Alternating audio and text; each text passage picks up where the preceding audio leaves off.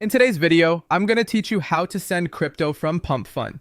To get started, open the official Pump.Fun website or mobile app and sign in to your account. Make sure you're using the correct platform before entering any wallet details, since sending crypto always requires extra caution. Once you're logged in, the next step is to open your wallet. If you're on the web version, go to the upper right corner and click your profile name. From there, select View Wallet. Inside the wallet area, look for the option labeled Withdraw or Send, then click or tap it to begin the transfer process.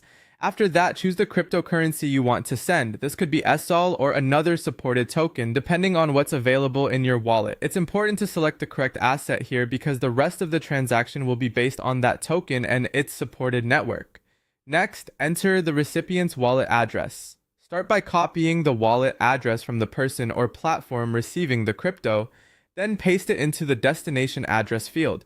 Take a moment to double check everything carefully, confirm that the address is correct, and that the receiving wallet supports the same blockchain network as the token you're sending. This is one of the most important parts of the process because if you send funds to the wrong address or to an incompatible network, the transfer may be permanently lost. Now enter the amount of crypto you want to send. As you do this, remember to leave enough SOL in your wallet to cover the transaction fee. Pump.Fun currently requires about 0.005 SOL for a withdrawal.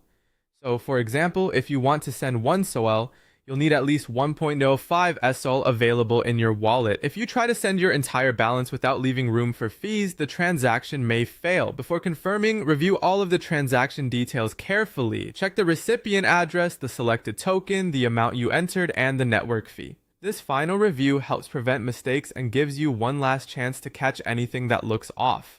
When everything looks correct, click or tap Send to confirm the transaction.